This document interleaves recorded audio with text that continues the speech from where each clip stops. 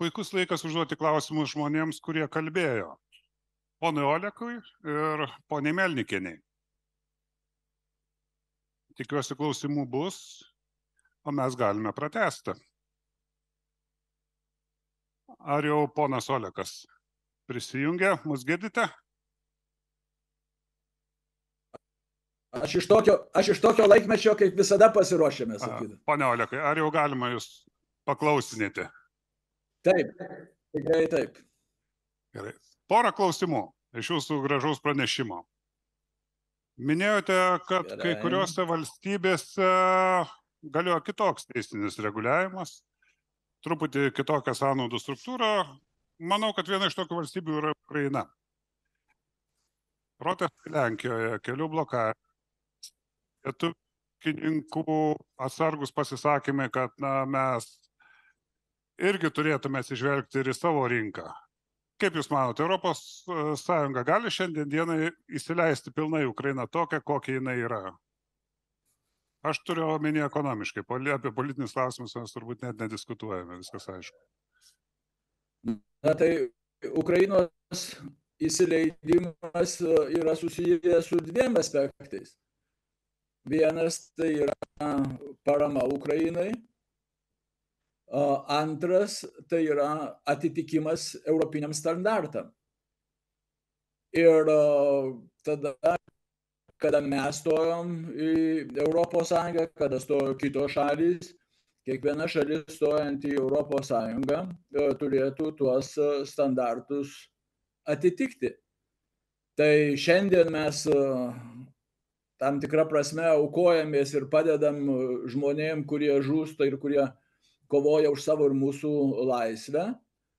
O kada ateis toks taikus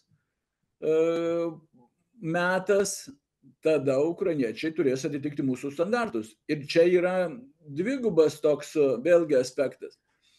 Pirmas dalykas, tai mūsų atsparumas ir konkurencija, kadangi turbūt sąlygos šiek tiek skiriasi ūkininkavimo, tai mes turėtume galvoti, kaip tą padaryti. Ir vienas iš aspektų, čia buvo ir gerbiamos Rasos paminėta, ir aš tą sakiau,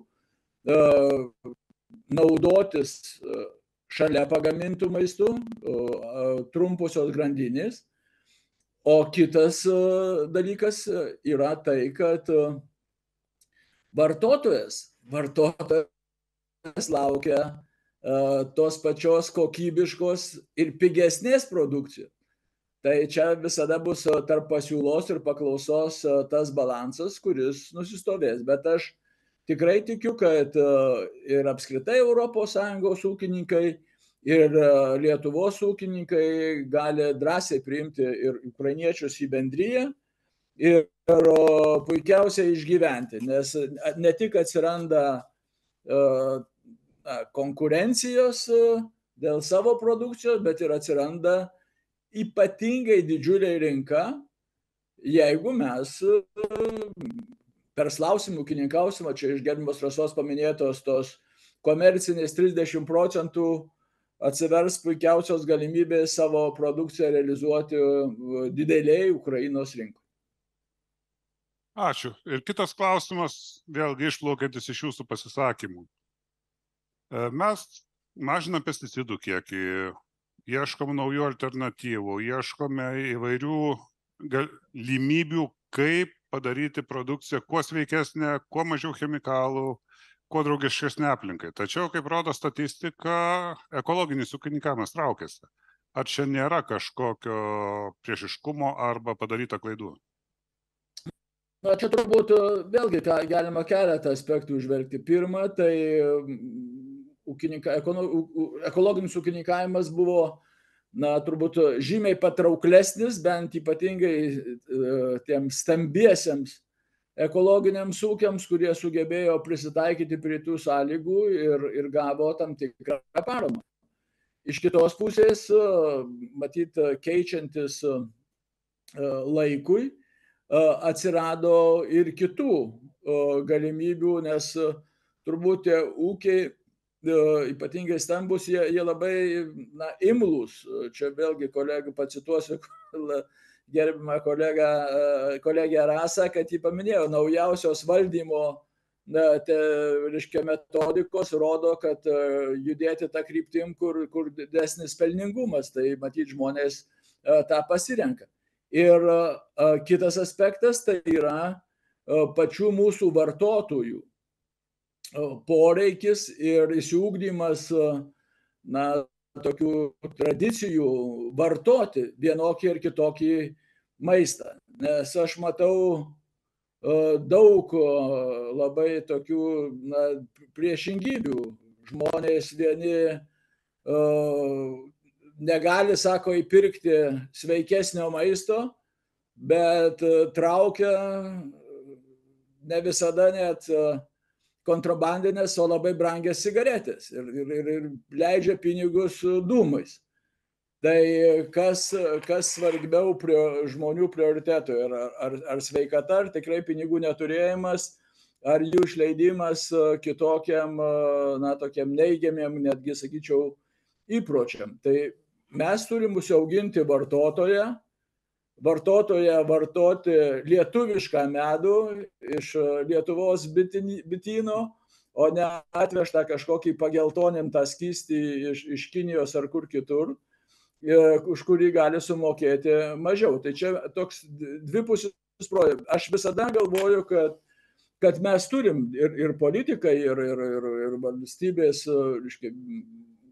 vyriausybės, visa mūsų vadovybė, tam tikrų papildomų dar sprendimų, nes prisidėjimas prie palaikymo, sakykime, gaunant tam tikras lėšas iš ES ir yra galimybė prisidėti nacionaliniu biudžetu, bet ne visada matau to Lietuvoje, kad mes tą paskatintume, netgi iš atsigavimo dabar Europinio fondo tų lėšų žemės ūkiui nebuvo tiek nukreipta, kiek mano manimu buvo galima nukreipti ir į tą patį ekologinio ūkininkavimo palaikymą. Ir paskutinis klausimas labai trumpai. Pone Olekai, pereisim prie ponios Rasos. Praslydo bendradarbiavimas su jūsų pranešime, su mokslininkais, baltymų strategija. Ar nebus peržengta ta šventa karvė ir Europa neįsileis genetiškai modifikuotų organizmų? Aš manau, kad čia mes sukūrė tam tikrą baubą. Kaip gydytojas aš galiu pasakyti, kad mes visi esam genetiškai modifikuoti. Jeigu pasižiūrėti, kas mūsų priešistorijoje yra, tai mes visi modifikavomės. Ir jeigu džiaugiamės, kad esam tokie kaip natūraliai gerai modifikavęsi, bet kiekviena iš mūsų tų natūralaus modifikavimuose yra visokio. Ir pavyzdžiui, vėžiniai susirgymai, kurie yra tam tikros mūsų ląstelių mutacijos, tai ar mes nieko nedarom ir tik stebim, ar mes bandom kažką moksliškai pagrįsti, gydyti ir daryti. Čia aš turėjau tokį visai šviežią naują pavyzdį. Jeigu suskauda dantį, tai natūraliai reikėtų pasimti akmenį ir įsimušti. Tai būtų natūralus procesas, o visa kita yra jau mokslo pažanga ir dalykai. Tai mes turim atskirti, kas iš tikrųjų yra pavojinga, kas yra moksliškai pagrįsta ir dabar kas yra pasiūlyta Europos komisijos, kad naujos genetinės technologijos, kuriuose nėra panaudojama kitų papildomų genų ar intarpų, kad tos genetinės technologijos, kurios vyksta ir gamtoje natūraliu būdu, jos būtų įsileidžiamos ir naudojamos. Aš manau, kad tai yra iš tikrųjų mokslo labai aiškiai pagrįsta ir dar kartą kviečiu penktadienį sudalyvauti, pasiklausyti Lietuvos mokslininkų pasisakymuose ir nebauginti, kad tai yra nepagrįstai, man atrodo, bauginamų genetiškai modifikuotų organizmų vardu naudojimas. Tai aš tikrai manau, kad mes turim naudoti mokslo pažangą savo sveikatai, savo apsirūpinimu maistu ir nedemonizuoti to mokslo, kurį demonizavo. Kaip chirurgas galiu pasakyti, kad labai žymus 18 amžiaus chirurgas Bilrotas, 19 amžiaus Bilrotas sakė, kas prisilies prie širdies skalpelių, tas turi būti atstumtas, išmestas iš chirurgų bendrijų. Šiandien širdies operacijų vienokiais ar kitokiais būdais žmonės gelbimos gyvybės ir visi to džiaugiasi. Tai nebūkim demonais, priimkim mokslą su jo visais pasiekimais ir pasinaudokim jo galimybę. Ačiū. Pone Rasa, skaitau klausimą. Jūs, kadangi mylite skaičius, dėl ekologinio ūkininkavimo, ar teisingai suprantu, kad ekologiniai ūkiai laikėsi tik todėl, kad turėjo didelės finansinės paskatas, o joms sumažėjus neteko prasmės ekologiškai ūkininkauti? Jūsų analizė ką rodo? Na, aš pasakyčiau, kad viena priežastis yra, kad ir traukiasi pati paklausa, vartotojams tapo brangu, išaugus kitoms kainoms, sakykime, energetinių išteklių kainos, tai šitas dalykas yra apspręstas ir paklausos sumažėjimo. Bet tikrai galiu pasakyti, kad prieš keletą metų mano kolega gynėsi disertaciją ir buvo apklausa. Didelė dalis ekologiškai ūkininkaujančių ūkininkų, jie galvojo, kad sumažėjus paramai, jie gali keisti savo profilį. Tai iš tikrųjų ekonominiai motyvai ūkininkauti ekologiškai yra labai stiprus. O vėlgi kalbant apie ekonominius motyvus, ar mes, vėlgi klausimas, ar mes liekame agrarinę šalimi ar nebe? Mes esame agrarinė šalis, tačiau kaip išsivysčiusi šalis, turime visom turtingom šalim būdingą užimtumo ir pridėtinės vertės struktūrą. Tai yra maždaug 6% Lietuvoje yra užimti žemės ūkyje, šiek tiek virš 20% yra užimti pramonėje, o visa kita dalis, tai yra virš 70% yra užimti prekyboje ir paslaugose. Panaši struktūra, tik žemės ūkyje, aišku, yra užimtųjų mažiau. Yra, Prancūzijoje, Vokietijoje, Olandijoje ir kitose industrinėse šalyse. Todėl tikrai mes esam agrarinė šalis tiek, kiek mūsų ekonominiai pajėgumai to reikalauja.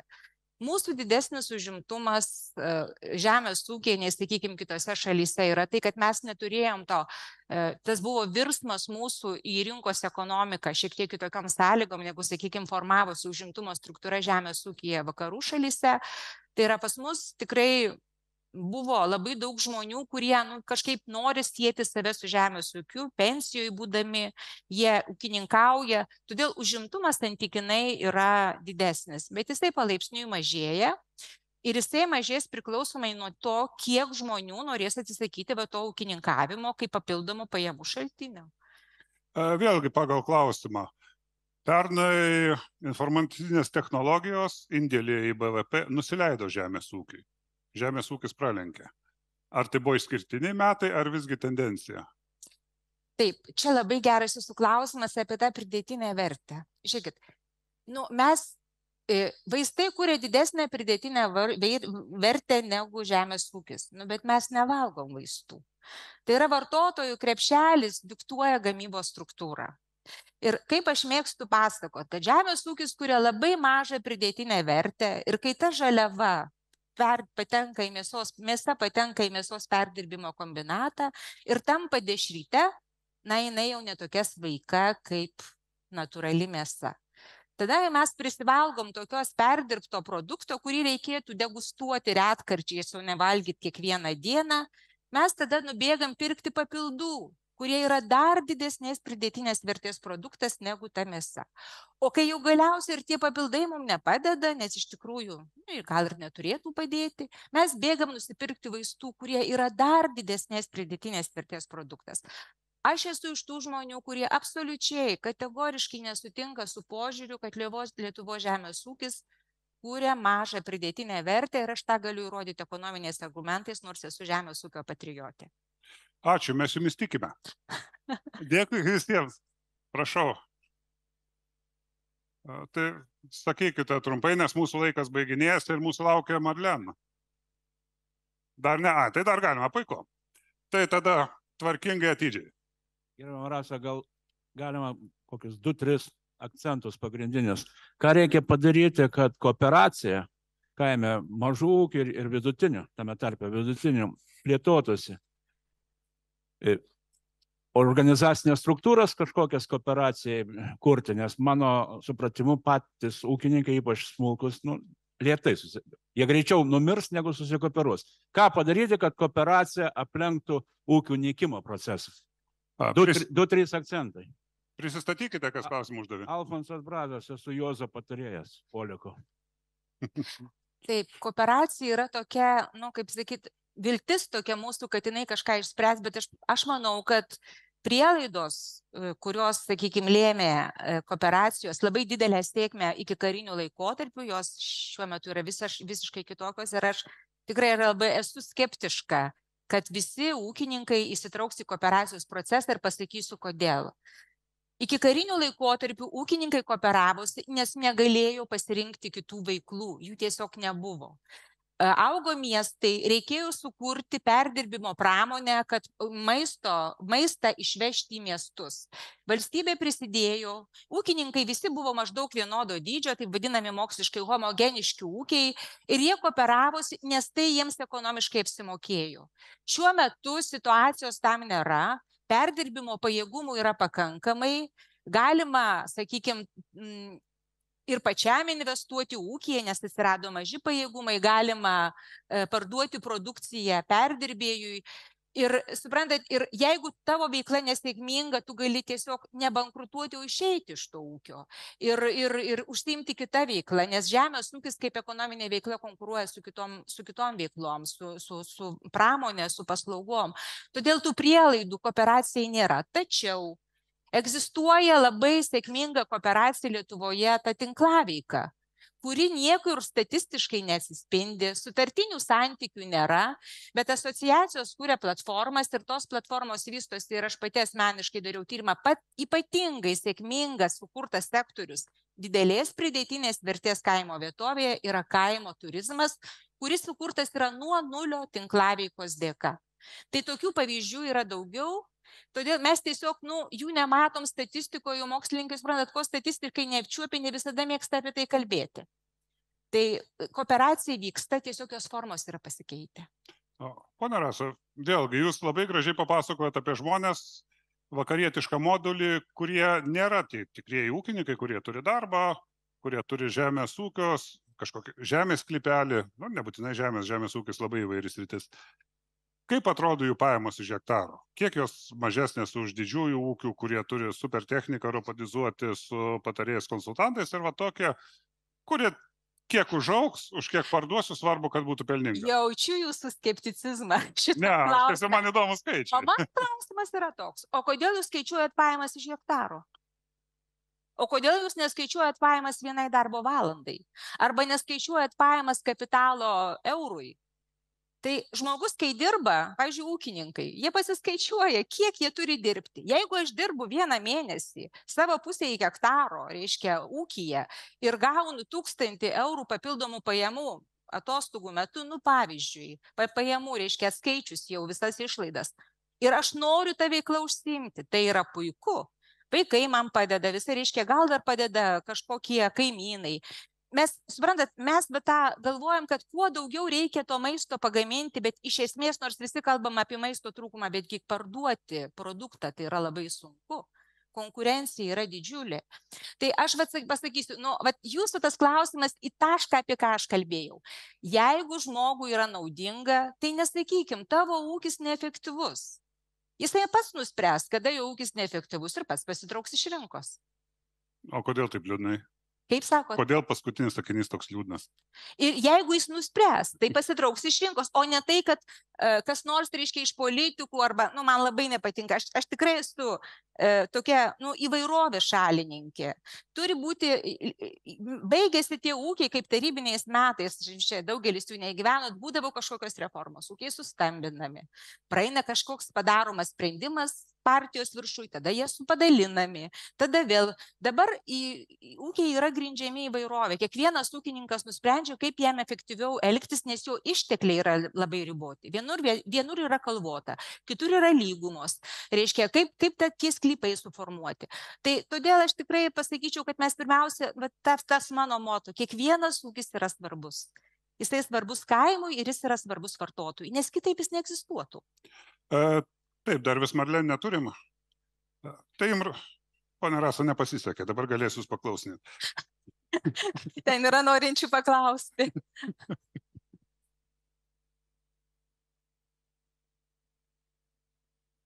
Taip, standartiniai taip. Taip, vieną dar klausimą. Žemdirbiško rajono, Šakių rajono meras Raimondas Januševičius. Kalbame apie produktą, apie žemdirbius, apie išlikimą kaimo regiono, bet žemdirbiai šiai dienai nesupranta, kodėl jie 20 ir daugiau metų dirbę žemę, šiai dienai turi paversti pievomis, negauti produkto, gamybos arti. Ir kuriuo keliu mes einame, jūs sakote, išlikti. Išlikti šiai dienai naujom direktyvom, nuleidimais, lenktyniaujant į priekį Europos Sąjungai, kad būtent Lietuva pirmautų, tie patys